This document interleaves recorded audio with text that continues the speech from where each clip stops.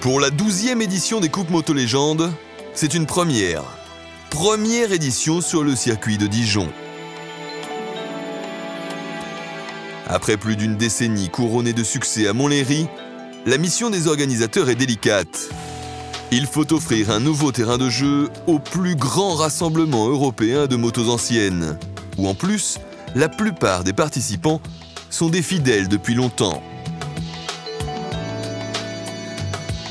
En tout cas, les passionnés sont là, nombreux, très nombreux, ainsi que tous les ingrédients nécessaires, dont bien sûr les pilotes stars et plus de 1000 motos pour assurer le spectacle.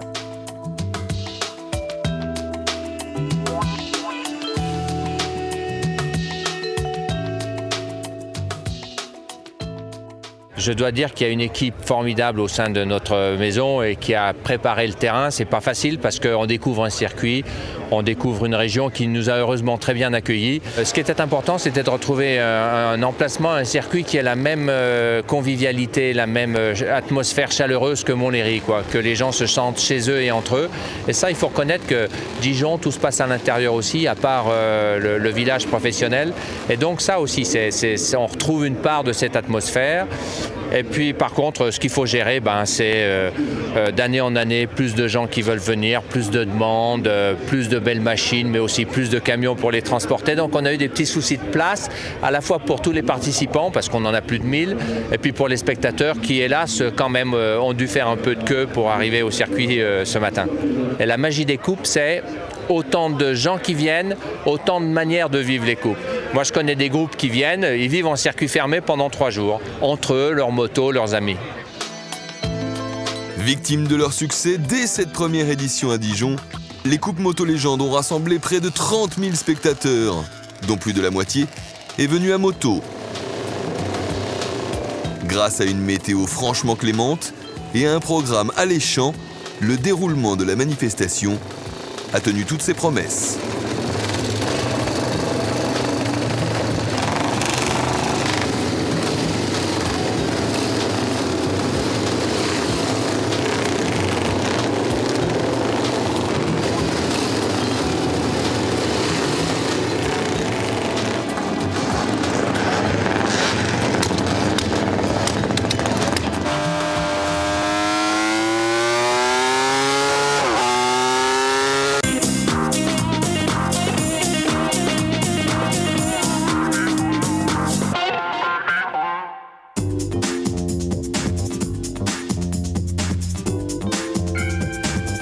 Terreau à l'honneur. Normal, puisqu'à l'époque, au début du siècle dernier, la fabrication de cette moto française était basée à Dijon. Le club local Arbracam a donc réuni 60 motos, auxquelles se sont ajoutées plus d'une centaine d'autres, venues de tout l'Hexagone.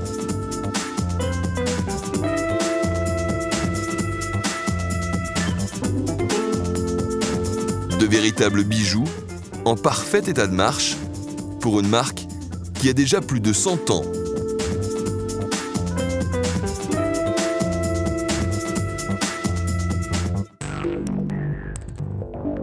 Terreau est une marque qui regroupe beaucoup de passionnés et c'est à l'échelle du stand qu'on a fait aujourd'hui.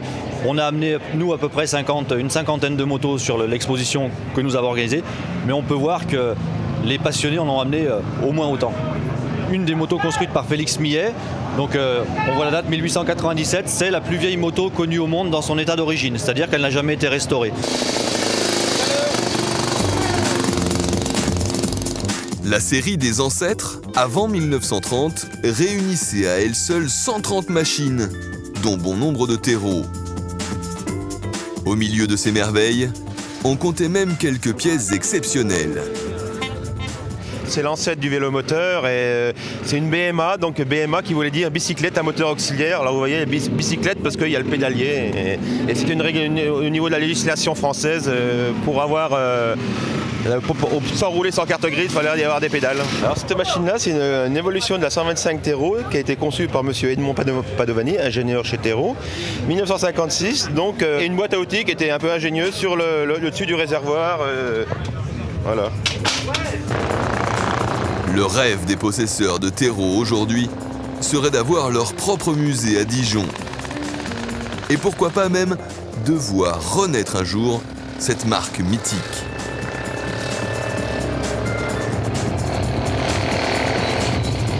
En attendant, c'est sûr, il va falloir pédaler.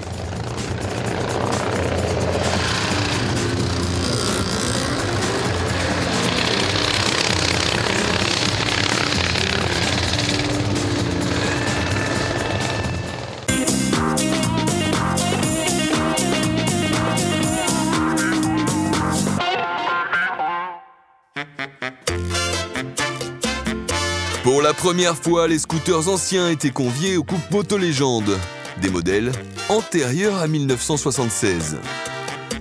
Et si parfois scooter et moto ne font pas forcément bon ménage, ici, la cohabitation s'est parfaitement déroulée, grâce notamment à la bonne volonté du Vespa Club dijonnais qui, entre exposition et rallye, est parvenu à réunir plus d'une centaine de scooters. Tous en parfait état de marche, bichonnés avec soin pour l'occasion. Nous avons 35 clubs en France qui sont très actifs et qui sont tous sous une fédération qu'on appelle la Fédération du Vespa Club de France. Et on a à peu près 1000 membres dans la fédération. Le clou du paddock, c'est le sidecar qui se trouve à l'intérieur sous la tente, un sidecar de 1950. Alors ça, c'est une pièce rare parce que déjà 1950, c'est rare parce qu'on commande les vitesses avec des petites tringles en acier. Et puis le sidecar, c'est encore autre chose. D'ailleurs, il y a 2 sidecars et j'en suis l'heureux propriétaire. Mais c'est vrai que quand on est collectionneur, avoir un sidecar, c'est le couronnement, quoi, disons. Hein. Avec la participation des clubs Lambretta et Bernardet, cette réunion de scooters devrait rapidement devenir un des piliers des Coupes Moto Légende.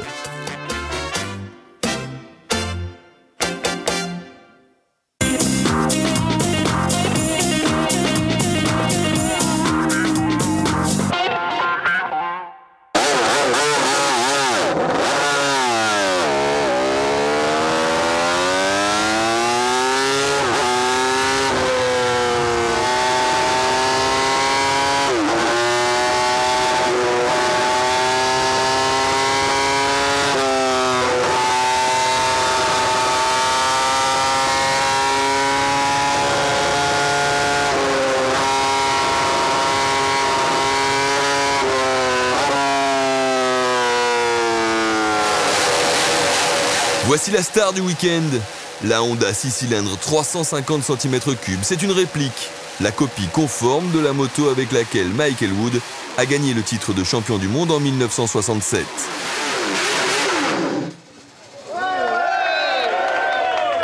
Une machine aussi fabuleuse à voir qu'à entendre. C'est un projet un peu fou, initié par le Britannique George Bill et réalisé dans les ateliers français JPX. Quand on aime les motos anciennes, c'est quand même le summum de ce qui s'est fait en GP. Et aujourd'hui, on peut voir avec le monde qui nous entoure que la moto en dégage toujours autant, quoi. Hein. C'est pas une moto qu'on met en route très conventionnellement, puisque c'est un moteur qui prend énormément de régime. Donc un moteur comme celui-ci, au début, on a peur de le démarrer. Hein. On va pas se dire, on va pas le démarrer et se mettre à 3000 tours, non, ça marche pas. Hein. On attaque directement à 8000 tours à froid et quand on a monté un moteur et qu'on sait qu'on va le mettre aussi vite dans les tours, ça fait quand même quelque chose. Après, on s'habitue et ça va. Une fabrication extrêmement complexe pour retrouver par exemple des aciers qui aujourd'hui n'existent plus. C'est un rêve qui s'est réalisé quand je l'ai piloté en 66 et c'est magnifique d'avoir l'occasion de la piloter à nouveau.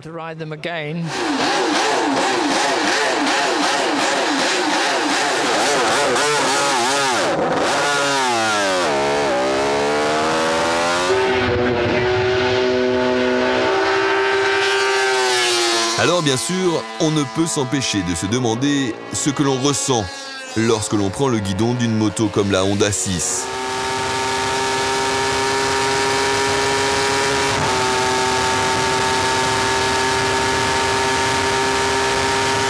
La peur, parce que j'ai fait beaucoup d'essais, mais le problème sur le circuit, c'est que tu penses toujours au prix de cette moto.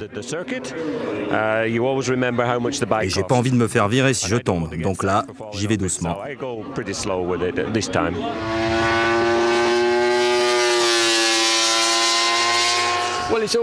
C'est toujours aussi excitant pour les spectateurs, avec ce son merveilleux et unique grâce aux 6 cylindres. À chaque fois qu'on la démarre, il y a toujours autant de monde autour. C'est un formidable spectacle, c'est vraiment très spécial. À ce jour, 6 exemplaires seulement ont été construits et 4 sont déjà vendus, à un prix qui en dit long sur le mythe de cette moto, 350 000 €.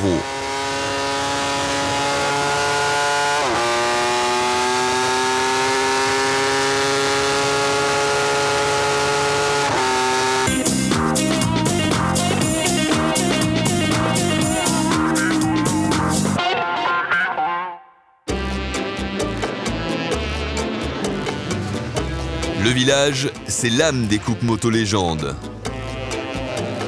C'est là que le public se promène nonchalamment, au milieu des boutiques, des stands et des animations.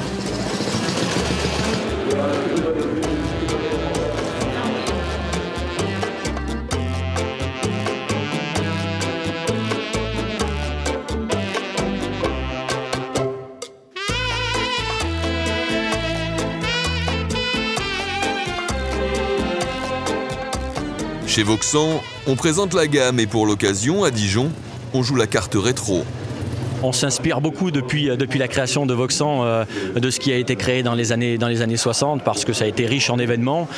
Donc dans tous les cas aujourd'hui nous restons dans ces créneaux-là et nous continuons d'exploiter toutes ces niches que nous savons faire aujourd'hui. C'est vraiment ce que nous avons voulu recréer en fait à travers la Blackmagic. On peut y reconnaître un petit peu les formes du réservoir tout en adoptant bien sûr une technologie très très moderne qui va en faire une machine vraiment unique. Le look rétro, ça plaît et surtout ça marche. Vauxhall est en train de construire sa propre légende.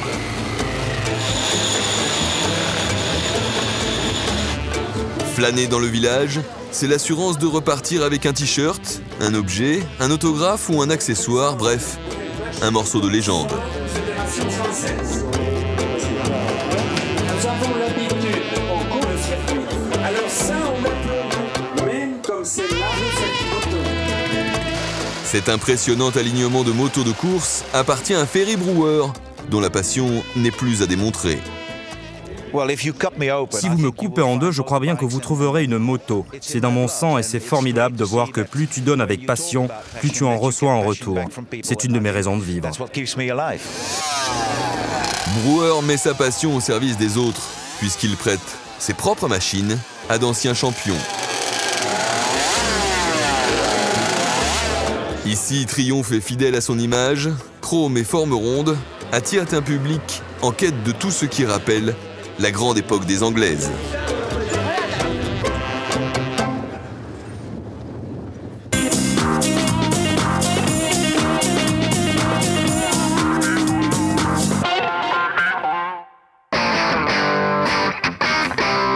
Les séries Grand Prix et Formule 750 regroupent les machines qui ont brillé aux mains d'illustres pilotes. Cette année en plus, de nouveaux invités avaient tenu à venir sentir eux aussi le parfum du souvenir. Et tous ont repris avec émotion le guidon de la moto qui leur a offert quelques années plus tôt d'inoubliables sensations.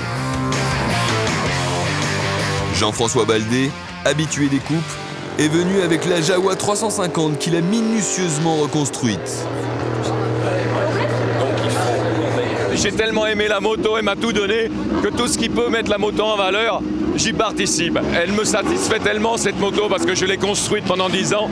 Elle s'est tue pendant tant d'années, je lui ai redonné la vie. Et quand je la conduis, c'est pas le plaisir du pilotage, c'est simplement de voir toutes les pièces que j'ai ajustées pendant 10 ans, je les vois toutes fonctionner.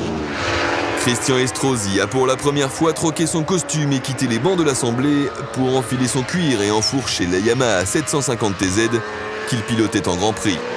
26 ans que je gagnais ici ma dernière épreuve de championnat du monde devant Philippe Coulon et Steve Baker, mais aussi Bernard Faux et Agostini. Et en prenant le chemin ce matin, j'ai eu une grande émotion malgré tout. Surtout que c'est la moto avec laquelle j'ai connu les plus beaux succès. Et c'est vrai que quelque part, vous avez dans votre cerveau, à un moment de votre vie, une petite boîte qui s'ouvre et qui ressort tout le film. Et en démarrant la moto, c'est vraiment ce qui s'est passé en moi. Voici le prince de la vitesse, le légendaire Phil Reed. 8 titres de champion du monde à son palmarès. En Yamaha, BSA ou MV Agusta, il participe à toutes les séries avec un enthousiasme indéfectible. Eh bien, je pense que le circuit est fantastique, très exigeant et très excitant pour le public, mais je suis aussi très heureux de voir autant de monde ici.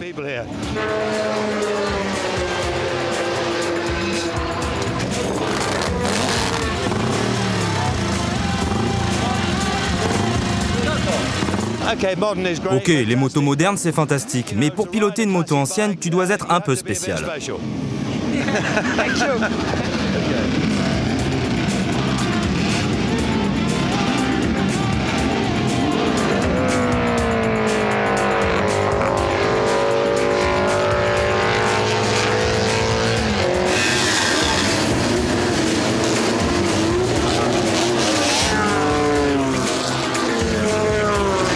Au milieu de ces nombreuses stars, le Suédois Kent Anderson, première participation aux Coupes Moto Légende. Il roule ici sur la Yamaha avec laquelle il a remporté le titre de champion du monde 125 en 73 et 74.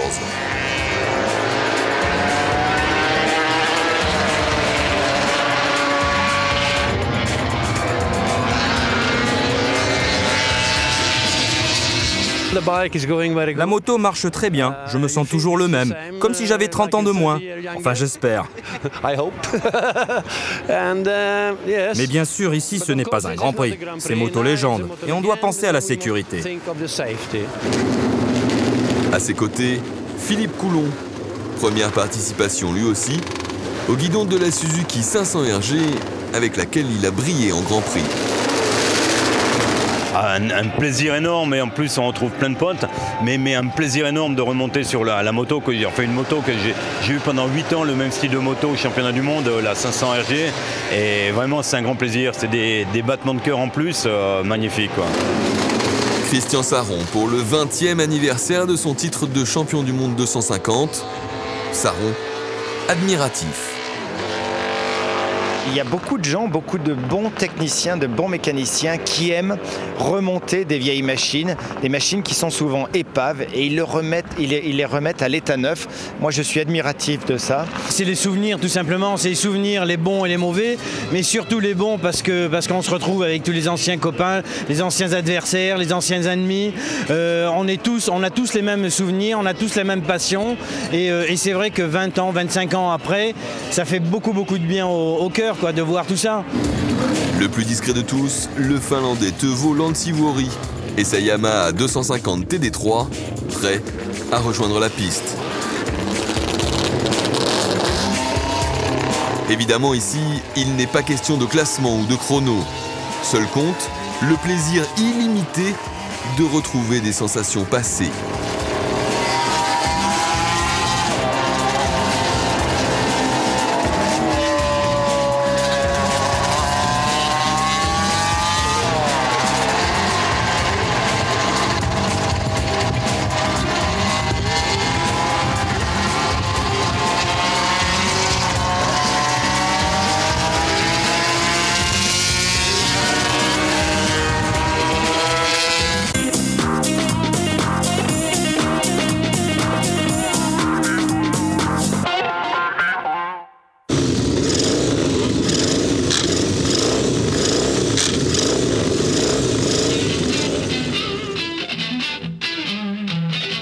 Spectacle assuré, frisson garanti, voici les sidecars de course.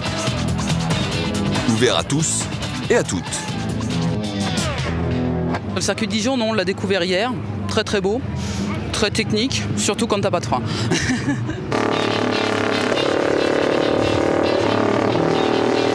Il faut être deux, il faut se comprendre, c'est vraiment un travail d'équipe.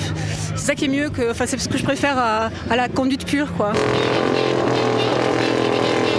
Tous les gars sont sympas avec nous, nous donnent des conseils sur les trajectoires, les freinages, et puis Et puis après, quand on commence à aller mieux, on dit, eux, ils répondent en général, oui, mais j'avais un problème de moteur, je rodais, schéma classique.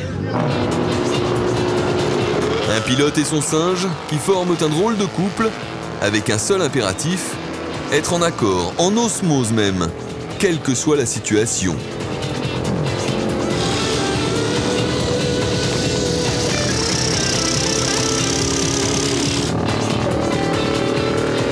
Le side procure des sensations uniques que ne connaissent que ceux qui ont essayé.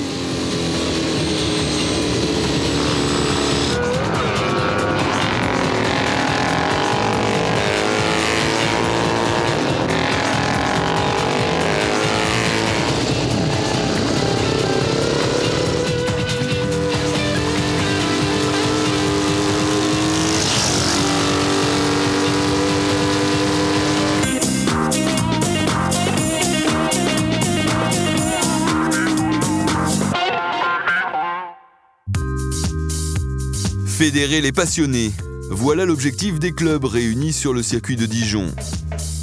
Outre la joie de goûter à la piste, il s'agit également de se retrouver entre copains, autour d'une passion commune.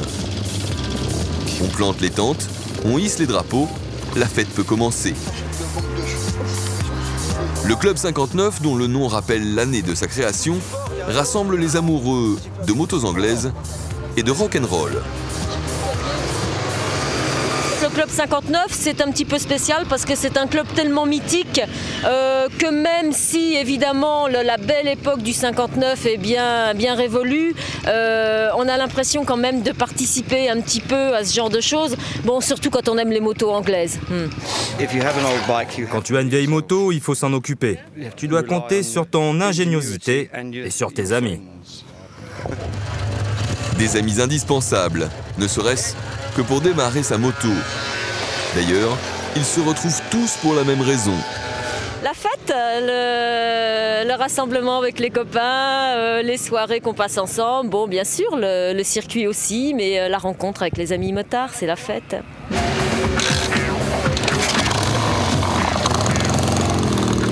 Faire briller les couleurs du club.